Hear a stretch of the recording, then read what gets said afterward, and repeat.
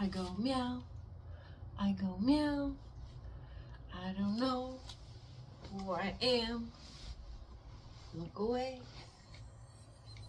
Okay, I actually do know who I am. Like, psych. That's an Instagram cute cat vid that has been made into a song. And I definitely recommend it. It's hilarious and adorable, and it's actually a good song. I wasn't gonna make this vid tonight just because when I make these vids at night, y'all, I get all into it, and then I get all this adrenaline, and then I ain't going to sleep till like 3 o'clock. But I'm gonna try really hard to keep this on a little bit lower level energy. Plus, I would go so far as to say that, like, this movie was good and I enjoyed it, but I ain't getting worked up over this one like I got worked up over Wonka. Though I do owe you a Planet of the Apes 4 review, which I've already seen. Let me tell y'all something before I actually get into it about The Strangers Chapter 1. And that's that before I saw Kingdom of the Planet of the Apes, I was legitimately outlining a video and about to make a video about how I have no hope for the future of film, about how zero studios are reliable to make anything worth watching, and about how I didn't know how to deal with this loss. Okay? But then I saw Planet of the Apes 4, and I decided to scrap that video entirely because Planet of the Apes 4 cured my depression about that issue. Just about. This is not the Planet of the Apes 4 review. I will make that tomorrow or something. We're going to talk about The Strangers Chapter 1. Okay? First of all, I just want to say that I don't think they claim this. Pretty sure that they don't, but The Strangers is really based on this Austrian movie called Funny Games. And if you're someone who very much likes horror, thriller movies, then and gruesome, crazy shit, then go ahead and watch Funny Games. But if you're not someone who likes any of those things, like, don't watch it. Okay? Funny Games is better. Let's be real here. Michael Haneke. I don't know how to say guy or dude in German, otherwise I would be like, my dude, but I don't know how to say that. And if I say my man, then I'm actually saying my husband, so my guy, Michael Haneke. I digress. You guys, I saw The Strangers, and The Strangers Chapter 1, I'm sorry. It was alright. It was pretty good. I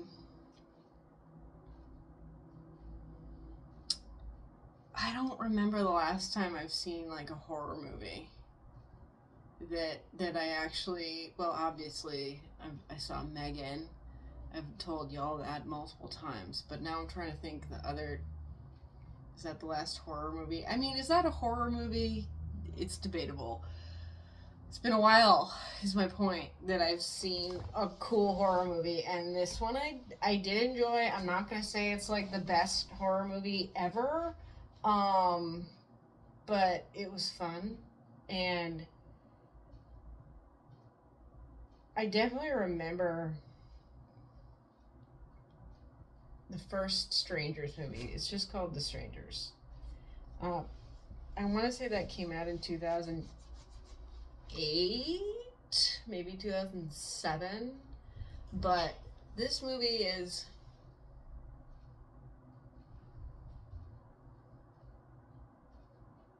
I swear to God, every time I turn on the camera, my cats are like, let's play WWF. So I'm like, anyway, this movie was fun, and I did enjoy it, and if you're someone who likes horror movies, maybe go ahead and watch it. I think it kind of ties in pretty well to the first Strangers movie. I thought I was writing a lot of notes, but I actually wasn't. Which, like I said in another vid, that means that the movie is actually good. If I'm not writing notes, that means I'm actually enjoying myself. It was fun because at the very beginning of this movie, the little caption said, "Somewhere in Oregon." And I said, like, loudly for everyone to hear, I was like, "Oh my gosh!" And people lolled, so that was fun. But, okay, so I'll tell you the basic plot of this movie. This cute little young couple gets stranded in a rural area. Apparently, it's in Oregon. I wasn't aware of this. Um, but they get stranded and they have to stay in this weird house, and they get terrorized by a group of murderers, essentially. It doesn't really sound that good when I put it that way, but that's the plot of the movie. Um, I didn't know that Madeline Petch, the red haired gal in this movie, I didn't know she produced this. So that's cool. I actually quite like her. She's in Riverdale. Let me tell you something about Riverdale, okay? I don't recall when Riverdale exactly came out, when that was first airing, but I remember having seen some like previews for it or whatever, and I was like, it looks kind of stupid. And then I went to New York just on like a trip, like a fun trip, and I kept fucking seeing billboards and posters and promotional stuff for Riverdale. And because I saw all that promotional stuff, I was like, why don't I just watch it? I'm like, I'm seeing it here, here, here, and here. Like, I'll just give it a go. And then I ended up watching like 4 seasons of it, okay? Once it was put on Netflix, but I digress. I'm just saying that promotional billboards like that and advertisements, physical advertisements, are effective. Anyway, yeah, so I think Madeline Petch's, I don't know how to say her last name. It's Petsch. So I imagine it's Petch. Kind of sounds like peach in French. Which is cute because she has red hair and peaches are orange. But anyway, what was I going to say about her? It doesn't matter. Um, this movie was a little bit corny. It was definitely a lot cornier than the first Strangers movie. That one was like more of a film. Okay, I wasn't planning on going here, but now I'm gonna go here. What is with current movies not really feeling like films?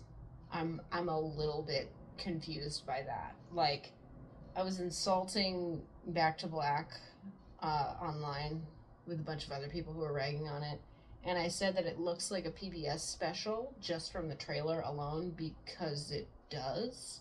And like most movies kind of appear that way. I think it's having to do with the fact that the cameras they use are too high definition. But it's also having to do with the fact that everyone that they cast is too good looking. Like, y'all are really gonna go to this, like, rural ass. It's supposed to be, like, podunk, like, rural ass, like, Oregon, okay? And you're gonna give me, like, a freaking goddamn cutie pie as the waitress? Like, a gal who could, like, be an actress, whatever. It does occur. I'm just saying the amount of people that are cast in any type of role for, and it doesn't even have to be a movie, okay? It's a commercial, it's a friggin' TV show. Everyone's too good looking. I really mean that. Like, get some more normal looking or more interesting looking people. Um, I did something different this time when I went to go see this movie. Is that when I was getting my ticket, I was like, tell me which theater is more crowded, the one for the strangers or the one for Back to Black? And she was like, oh, they're about the same. She told me that Strangers was at 4% and Back to Black was at 2%. And I was like, when we're dealing with numbers like single digits to like 20, 2 and 4% is actually like very different, and I wouldn't say that that's the same, but I digress. Okay, yeah, so if you guys like very frightening, very scary suspense horror movies, definitely watch Funny Games. Definitely watch the Austrian one though. I haven't seen the American one, and I don't exactly care to. Wow. This is something I've been meaning to bring up. I've probably brought it up at other times in other videos, but what the fuck is up with unsafe driving in movies? I want to know. We're always having people blah, blah, blah, blah, blah, like driving, like blah, blah, blah, blah, blah, like the road is right here, the friggin' windshield's right here. They're like blah, blah, blah, blah, blah, blah, blah, blah, blah, blah, blah, da, da, da. What the fuck? One movie that actually did that correctly was one of my favorite movies to come out in the last 20 years, which is called White Boy Rick. And when the dad and the son were talking, they were talking like that, and they actually got into an accident, which would be realistic. But I'm just saying, all the fucking time in movies we have characters talking animatedly, not looking at the road while they're driving. We have them not wearing seatbelts or wearing seatbelts improperly. I don't want to see that shit anymore. Like, some people are like, "Oh, I don't like violent movies. Like, I don't want to see a slasher film." And I'm like, "Y'all fucking show me some people driving a car without seatbelts on. I'm gonna be angry." Okay? Because yeah, we know to wear seatbelts. Like, come on.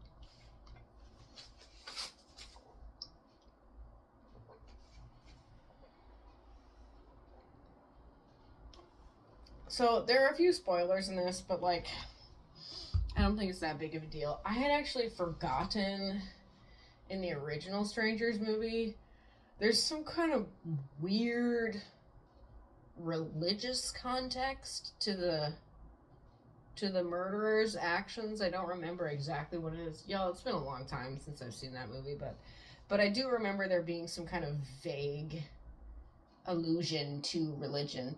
Maybe it's Jehovah's Witnesses. Anyway, there were some cool things I did very much like in this movie. Listen, you guys, like, even if I hate a movie, like I just totally hate it, if you show me a real life cat, I'm immediately gonna like it more because it has a real life cat in it. Unfortunately, there were no real life cats in this movie. However, there were chickens, which I do want to see. Thank you.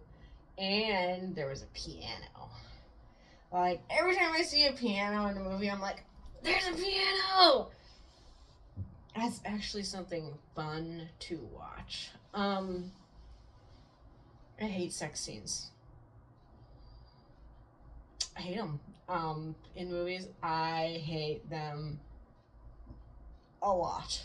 And I didn't always hate them, truly. I feel like they were done a lot more tastefully, and a lot more was just implied within sex scenes, I would say, prior to 2015. But we done past 2015, baby. And anyway, luckily there wasn't a full-on sex scene in this movie, but I'm just saying, like, I don't like them. Anyway, I think it's called the idiot plot.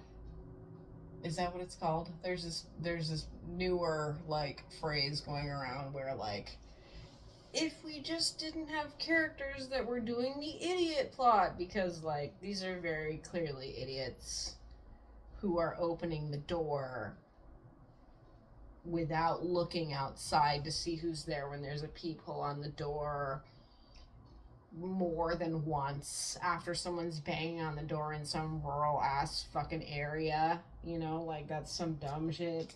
I mean, I guess it was, in fact, necessary for the plot, but the guy in this movie was a total fucking soy boy. Like, he was so not manly and so, like, obnoxious and, like, didn't, I wouldn't say, he, like, mostly prioritized protecting his woman, but, like, not really. Let me tell y'all, if you're in a situation where a woman needs protection, or you are a woman who needs protection, as soon as you get put in that situation, like, you know exactly what to do. And, you know exactly, like, your instincts just kick in. Like, I'll tell y'all the story, because we're already here. I took what was it called? Prison culture class, because I'm a sociology major. So we went to go visit a prison, and it was all men in the prison. It was a minimum security prison, so none of these men were murderers that I was aware of, and everyone who was at the prison, all the inmates, had a sentence of 4 years or less. And so, like, they were on their best behavior and not trying to fuck up at all. But let me tell y'all, as the moment I was inside that prison, like, with my class, the first thing I did, without thinking about it, was get right the fuck by the 2 former Marines in my class. Like, it wasn't even a conscious thought. I was just like, here I am. You know what I mean? Like, your instinct just kicks in without you thinking about it. Period. And, like, I wish that movie characters behaved the same way, but they don't. There was a guy, the main guy, Ryan, what a fucking horrible name. So their car broke down, and they had to go stay at this weird Airbnb, and this was obnoxious. Okay, so the main guy, Ryan, is an asthmatic, okay? And, like, once they get to the B&B, he realizes the girlfriend didn't pick up the bag with his inhaler in it. And I'm like, fam, if you're the asthmatic, you are going to be the one who's responsible for having your inhaler, not your 5 years long girlfriend. Just putting that out there. But he's a soy boy, so I guess he needs the live-in girlfriend who he's not man enough to marry to handle his inhaler. But I digress. Again, idiot plot. Okay, I also found it a little bit weird that Maya, that's Madeline Pesh's character, was smoking weed in the B&B. Like, I thought that was so fucking rude. Listen, y'all, I used to smoke weed. I no longer smoke weed. But when I did, I never would have done that. Like people who smoke weed, even if you're terribly addicted, like, it doesn't make you not have manners. Like, why the fuck would you light up a J in an Airbnb indoors? Also, speaking of this Airbnb, so it was a cabin in the woods, and there was a shed in the back that that was unlocked, and it had a bunch of stuff in it, and including a rifle with ammo. So, like, that's a major liability, and something that someone who actually manages an Airbnb wouldn't have on their property. But again, I digress. Okay, I guess we can talk about weed for a moment, because Ryan took there was a fucking motorcycle just conveniently, like, in the front of the B&B, and he had never ridden a motorcycle, so he wouldn't just magically know how to ride one. But I guess he just magically did know how to ride one, to go get his inhaler. But yeah, so he was gone for a minute, and then Maya did see one of the strangers people in the house, and she was hiding, and then he came back, and he was like, were you smoking weed? Okay, when you smoke weed, even if you're getting high as shit, you ain't hallucinating that kind of thing. No, absolutely not. And like, I know that's like a fun little. You want to come up? Hi, buddy. What's up? You want to come hang? Come here. Come here. Come here. Come here. I don't know what you're trying to tell me. Come here. Here you go. So if you're smoking weed and you're a crazy stoner, like you ain't hallucinating a real fucking person being in the house. Like I've heard that, I think that was like a dare sentiment of like, weed can make you hallucinate, and it's like, no.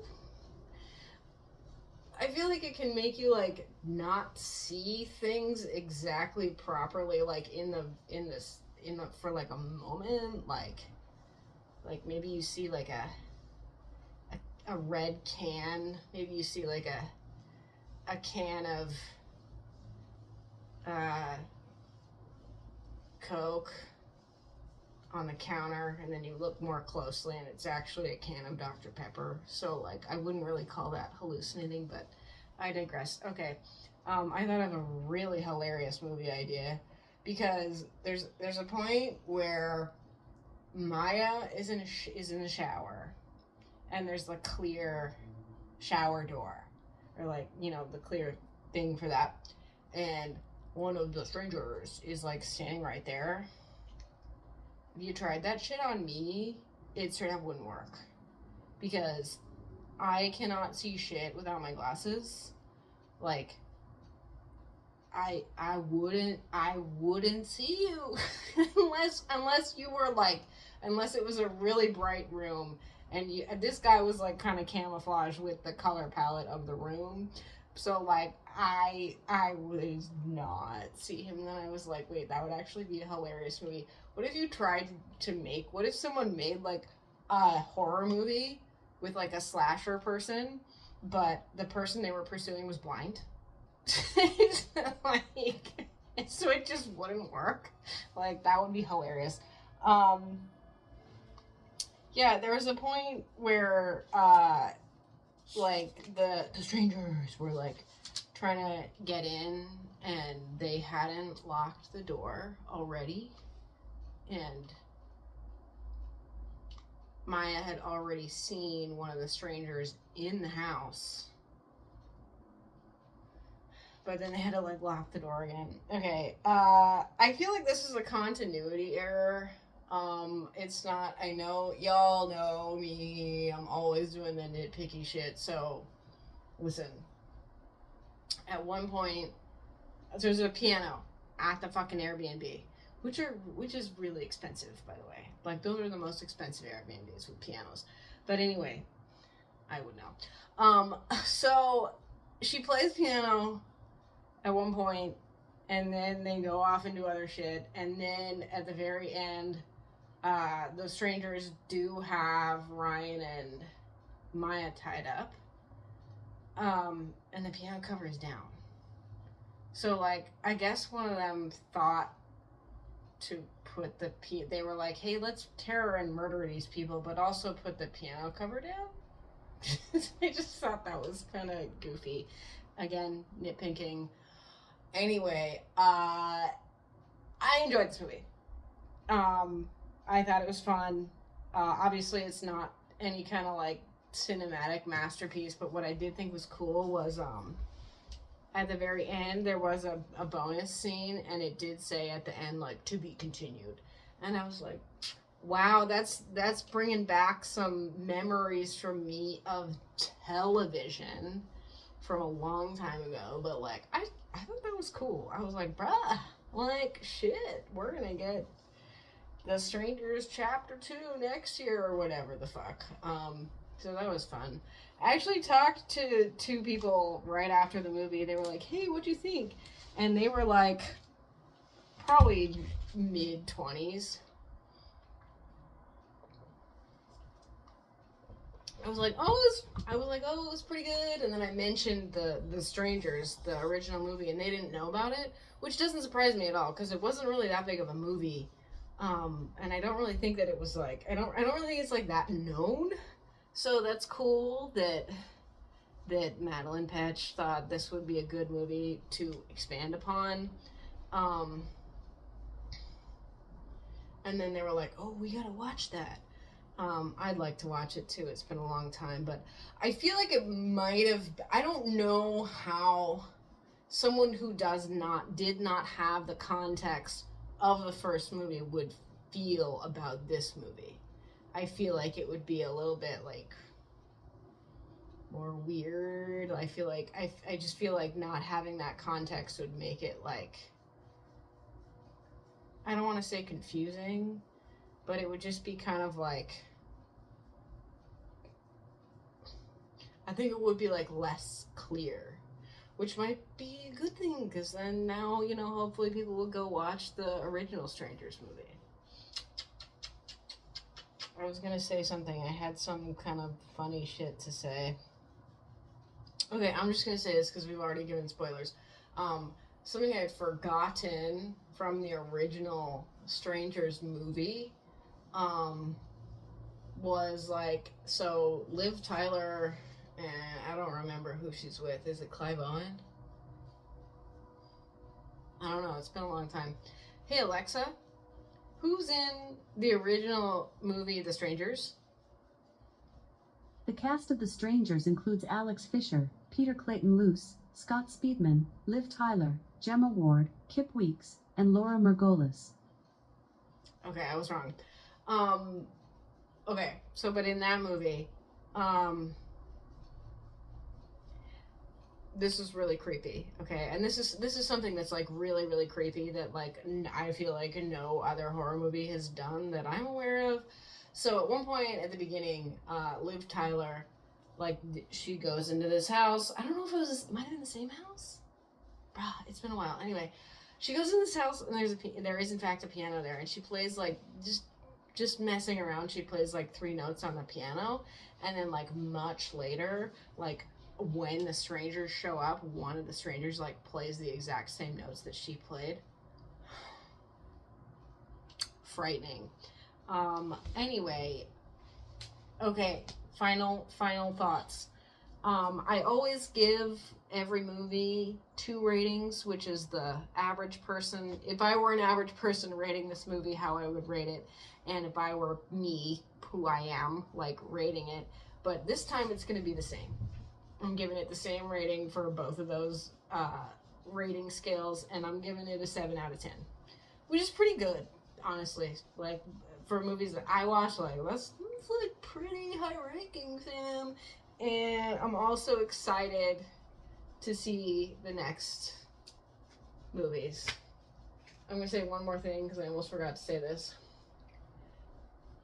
I really hope that the next Strangers movie, they're not as fucking stupid, because at one point in this movie, Ryan did in fact have a loaded shotgun held up to one of the terrorizers' heads, and he was behind her, and instead of just shooting her right then when she had already in fact been terrorizing them, he like decided to fuck around with her and was like, drop the knife. Like, wouldn't you just shoot her? You would. Okay. Thank you. Goodbye.